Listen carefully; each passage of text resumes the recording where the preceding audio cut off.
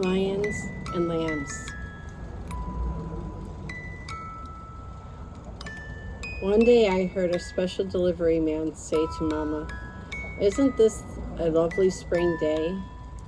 Or once I might not have known it was spring from the cold way it was. The trees hadn't budded out yet, and the birds weren't singing. I rejoiced to know the season, if not the month, but I was too ashamed to try and ask what month it was and have people look at me with pity. It wasn't special for not knowing anything about the passing of time. It was crazy. Maybe it was why they were ashamed to tell me why the first Audrina had died. Maybe she'd been crazy too. During his scorn, I ran to the delivery man and asked my silly questions. Why is it the month of March? Girl, come in like a lion, and soon it will go out like a lamb. It was the cold, the wind was wild, and what I could easily associate with a lion. The next day I woke up and the sun was out and the squirrels and rabbits were on our lawn, and it was all right with the world, according to Papa and according to Mama. During dinner ended the next night with Papa bellowing at Vera, "Get out of the kitchen. I've been hearing tales about you getting cutting out dirty pictures in the drugstore. Any girl who's stealing like that has already proved there's fire beneath the smoke." "I didn't do anything, Papa," Vera sobbed. Later in my room, she hurled at me, "God cursed me with fragile bones and you with fragile brain. But between the two, I got the best deal." But then she was crying. "Papa doesn't love me like he loves you. I hate you, Audrina. I really hate you." I was baffled. I was Papa's child. Naturally, he loved me best. I tried to tell her this. "Oh, you," she screamed. "What do you know about anything? You're spoiled and pampered and babied like you're too good for the world. But in the end, it will be me who comes out on top. You just wait and see."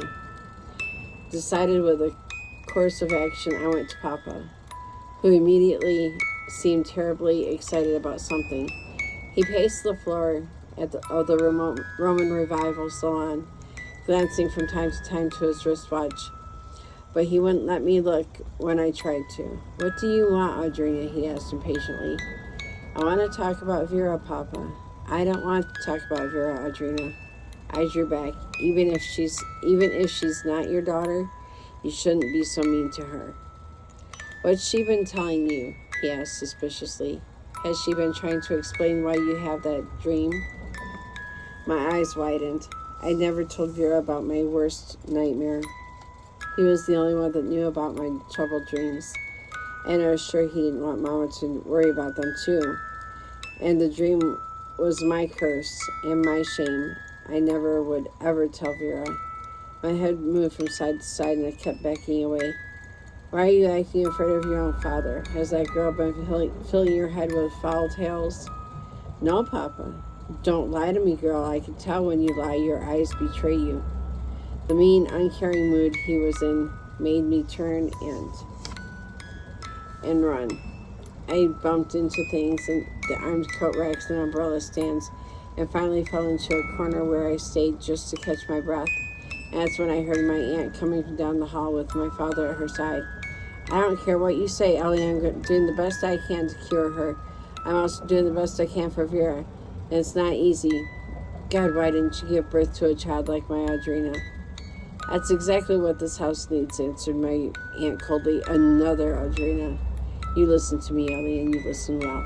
You keep Vera away from my daughter. You keep reminding Vera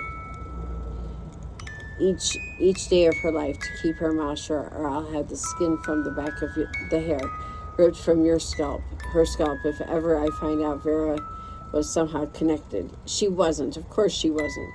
Their voices faded away, and I was left in the shadows, feeling sick and trying to figure out what all that meant. Vera had been the secret why I couldn't remember like everyone else, and I had to get Vera to tell me, but Vera hated me. and she'd never tell me anything. Somehow I had to make Vera stop hating me. Somehow I had to make her like me, and then maybe she'd tell me the secret of myself. The next morning at breakfast, Mama was smiling and cheerful. "Guess what?" she said as I sat down to breakfast. "We're going to have neighbors. Your father rented that small cottage where Mr. Willis used to live, and he died. And that name rang a familiar bell. Had I known Mr. Willis? They're moving in today," Mama went on. "If we weren't expecting your Aunt Mercy Marie, we could stroll through the woods and welcome them. June is such a lovely month." I stared at her open mouthed. "Mama, the delivery man said yesterday it was March." "No, darling, it's June. The last delivery man to come here came months ago," she sighed. "I wish I had department stores deliver every day, and then I'd have something to look forward to besides Damien's return home." All the joy I should have felt at the prospect of neighbors was spoiled by my disjointed memory. Vera limped into and fell into a chair and asked for bacon, eggs, pancakes, and donuts. "Did I hear you say we're going to have neighbors, Mama?" "Mama, why was she calling you my mother that?" I shot my own mean glare her way. I tried not to let Mama see me. She looked tired rather distraught than she had to make goose liver pate for the party. Why did she go to so much trouble when that woman was dead, and only Elsbeth would be there to eat the best of everything? "I know who the new neighbors are," smirked Vera. "The boy who gave me a box of candy for Valentine's Day hinted he might be moving near us. He's 11 years old, and but he's so big he looks 13 or 14. My aunt stalked in, her long face grim, formidable. "He's too young for you then," she snapped, making me wonder if Vera really was much older than she thought. Then I thought, gosh, why couldn't I know anyone's age? They knew mine. Don't you start fooling around with him, Vera, or Damien and I'll kick you both out." "I'm not afraid of Papa," said Vera smugly. "I know how to handle men. A kiss and a hug and a big smile and they melt." "You're a manipulator. I know that. But leave that boy alone. Are you listening, Vera?" "Yes, Mother," answered Vera with her most scornful voice. "Of course I'm listening. Even the dead could listen, and I don't really want a boy who's only 11. I hate living way out here in the sticks where there aren't any boys but the stupid ones in the village." Papa came in the next day wearing his new custom-fitted suit. He sat to tuck a napkin under his chin so nothing could spot his pure silk tie. If cleanliness was next to godliness, Papa was a god walking on earth. "Is it really June, Papa?" I asked. "Why do you ask?" "It seems only yesterday it was March. That man that brought Mama's new dress said it was March. And that was months ago, darling, months ago. Of course it's June. Look at the flowers in bloom, the green grass. Feel how hot it is. You don't get days like this in March." Vera ate half her pancakes and then was up and heading for the foyer to pick up her school books. She failed her grade and had to spend 8 weeks of her vacation of summer school. "Why are you following me?" she bit out. I held fast with determination to make Vera like me. "Why do you hate me, Vera?" "I don't have time to list the reasons." Her voice was haughty. "Everyone in school thinks you're strange. They know you're crazy." That surprised me. How can they when they don't even know me? Turning, she smiled. "I tell them all about you and your quirky ways, staying close to the shadows near the wall, and how you scream me out each night. And they know that you're special. You don't even know which year, month, or day of the week it is." How disloyal to spread family secrets. Again wounded my desire to have her like me weakened. I didn't really think she ever would. I wish she wouldn't talk about me to people who might not understand. Understand that what? That you're a nutty freak with no memory? Really, they understand you perfectly. And nobody, absolutely nobody, would ever want to be your friend. Something hard and heavy grew on my chest, making it ache. I sighed and turned away. I just wanted to know what everyone else knows. That, my dear little sister, is totally impossible for someone with no brain. I whirled around and shouted, I am not your sister, and I'd rather be dead than be your sister.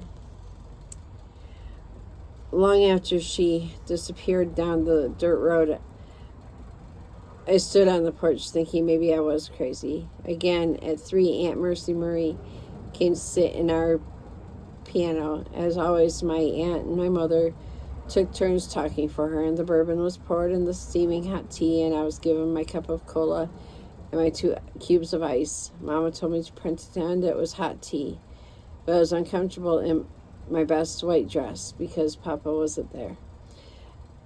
I was soon forgotten as these 2 women lit into each other, letting loose all the frustration they had held in check all week. Elspeth shrieked, Mama, after some insult about the house she loved. The trouble with you is that you're so damn jealous of our father loved me better. You sit there and say ugly things about this house because you wish to God it belonged to you. Just as you cry your heart out each night, sleeping alone in your bed, or laying there restless and awake, jealous again that I always got what you wanted, when you could have had what I have, if you just kept your big damn mouth shut. And certainly know when to open your big mouth, Lucetta, barked my aunt. All your life wandering through this mausoleum, gushing about its beauty. Of course your father left this house to you, and not to me. You made me want to vomit when you were so sweet. You set out to rob me of everything I wanted. Even when my boyfriends came to call on me, you were the one smiling and flirting. You even flirted with our father, flattering him so much you made him seem cold and indifferent. But I did all the work around here, and yet I still do. You prepare the meals and you think that's enough. Well, it's not enough. I do everything else, and I'm sick and tired of being everyone's slave. So, and if that's not enough, you're teaching your daughter your tricks. Highly indignant, my mother's beautiful face fanned red. Just keep it up, Elspeth, and you won't have a roof over your head. I know what galls you, and don't think I don't. You wish to God you had everything I do. You're a fool, and you married a fool. Damien Adair only wanted what wealth he thought you would inherit, and you never told him until it was too late for him to back out that our dear father hadn't paid the taxes and had not done one lick of repair work on the house. You claimed the love to gaslight, but the truth of it is the electric lights would show Damien just how shabby the house really is. The kitchen and this room dominate our lives. The kitchen was so bright. When he steps in there, he can hardly see. None of us can. In your place, I would have been honest. You call honesty a fault, then by God, you're flawless. Elspeth screamed a high voice from the piano. Stop being nasty to your beloved sister. Go cook yourself, yelled Aunt Elspeth. Mercy Marie, said my mother to her now most arrogant, haughty voice. I think you'd better leave now, since my sister cannot be kind to a guest, or kind to my daughter.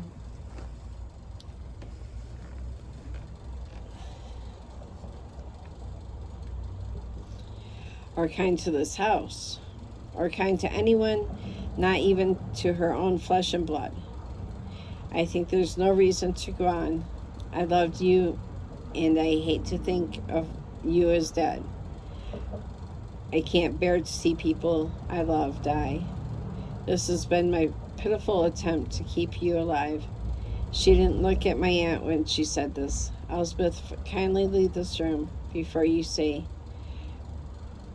anything to make me hate you more. Mama appeared on the verge of tears as her voice broke. Had she forgotten the way what this was only pretend game? That was I just a pretend game for her too, so she could keep her beloved first Audrina alive? Wednesday morning came and I was happy.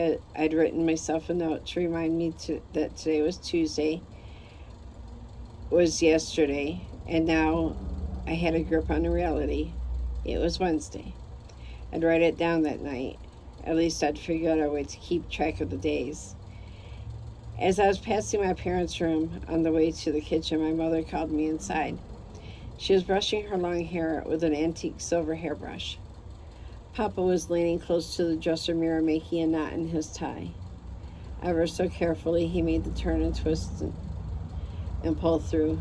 "You tell her, Lucky," said Papa in such a soft voice. He looked happy enough to burst. Mama turned to smile at me too. Eagerly I ran to, and she embraced me against her soft swell of her breasts. "Sweetheart, you're always complaining about having no one to play with but Vera. But someone new is coming to take away your loneliness. Come November or early December, you're going to have what you've always wanted for so long." "School? They're going to send me to school? At long last?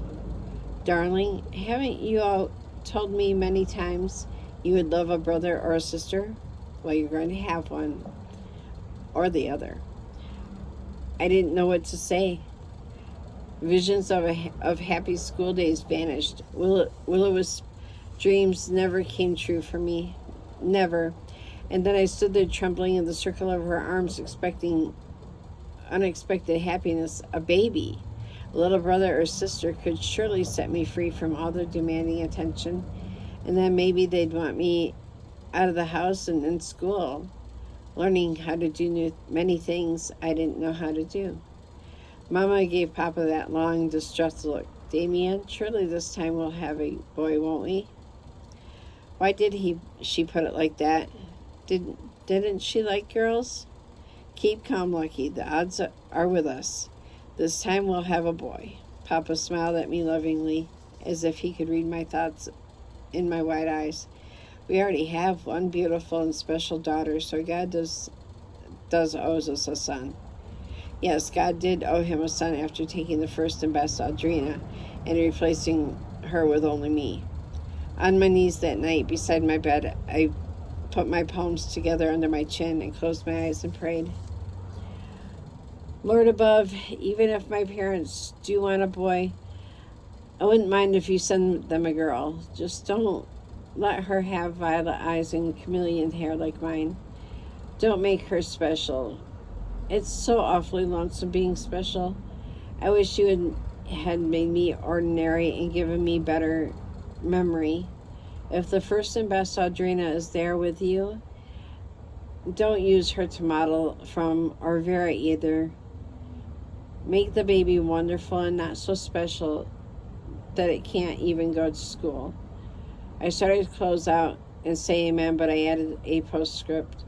"And Lord God, hurry up and let the neighbors move in. I need a new friend, even if that boy does like Vera." I kept a daily journal now to aid my faulty memory. That Thursday, my aunt and my cousin were told the news I'd known for a full day. It made me feel special for my parents to confide something so important to me first. "Yes, Ellie, Lucky is pregnant again. Isn't that wonderful news? Of course, we already have the daughter we asked for, and now we're going to demand for a son." My aunt threw my mother a startled look. "Oh my God," she whispered dully. Some people never learn." Vera's pasty parlor sickened more. Panic seemed to fade her dark eyes as well. When she caught me staring at her, she quickly straightened before she stood. "I'm leaving to visit a friend. I won't be home until dark." Where are you going to visit?" "None of your damn business. We don't have any neighbors. It's a long walk to visit the McKennas." "Never mind," she said, choking tears in her eyes.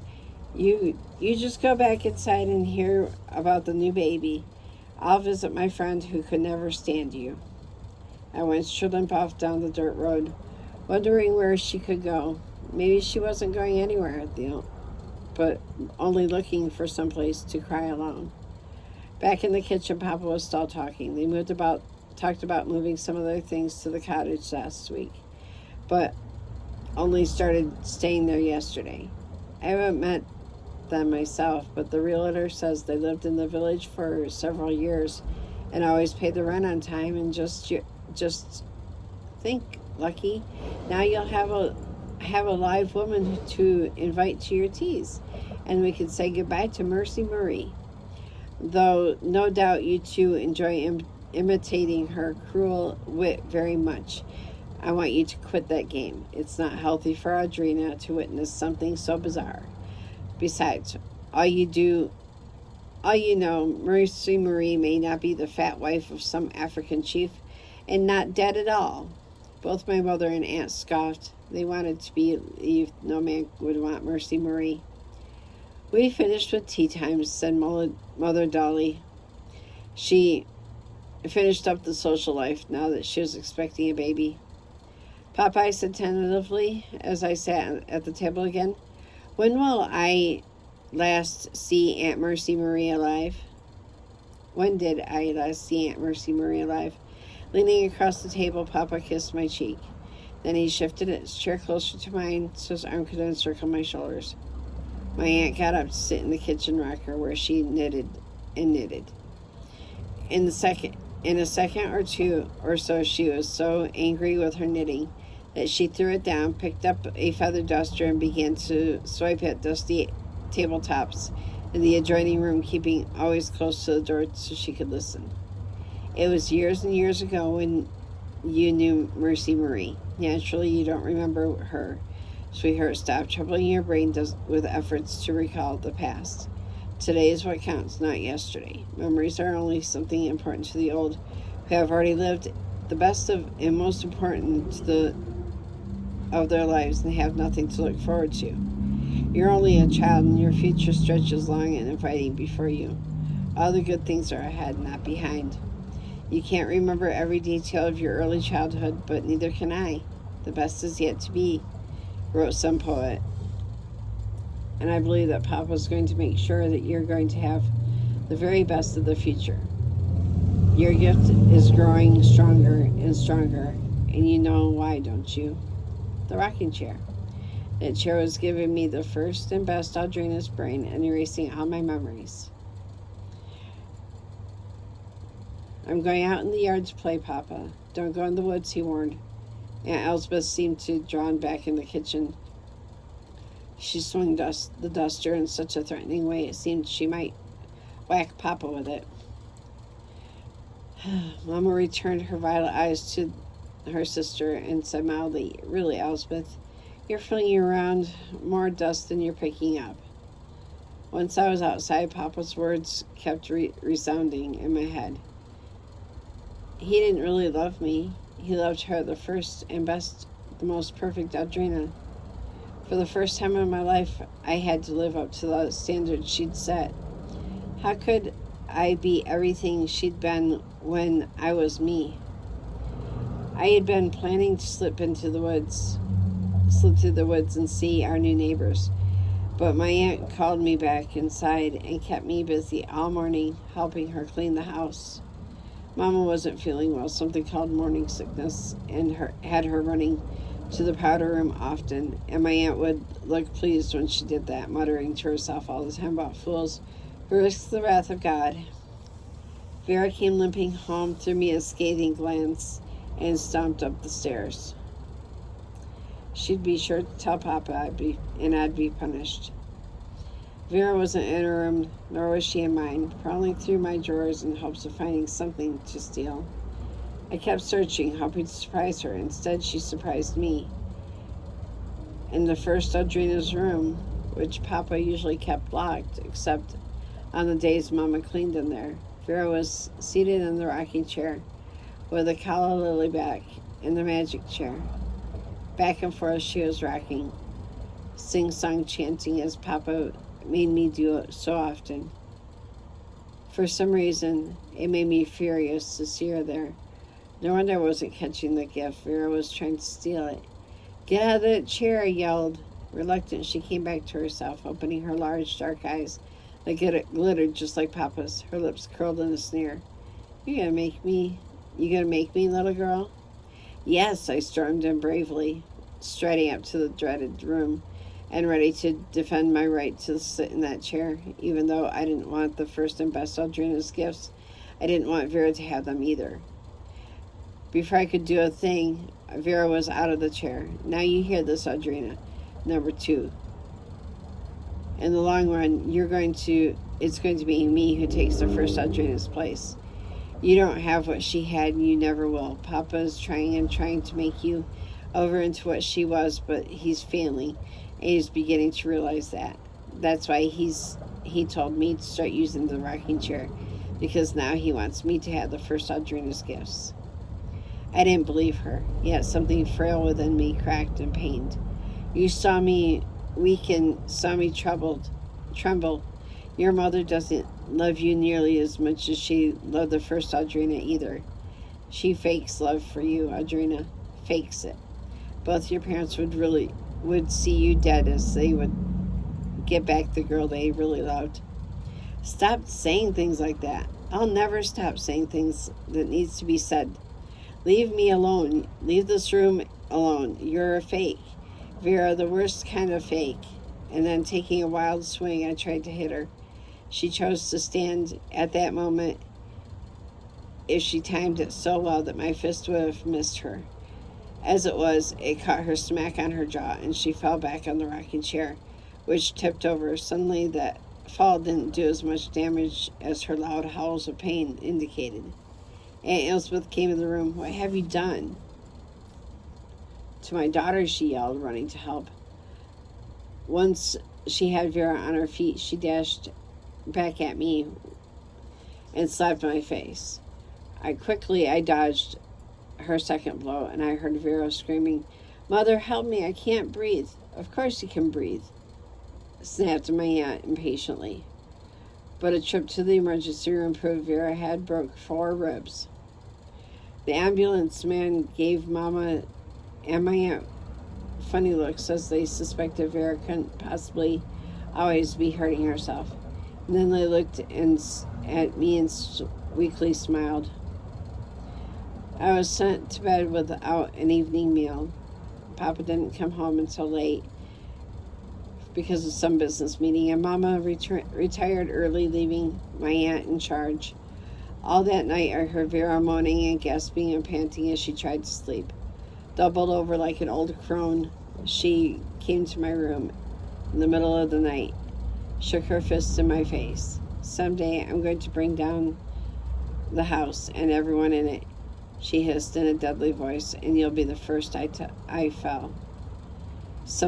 Remember, if you never remember anything else, second and the worst, Audrina.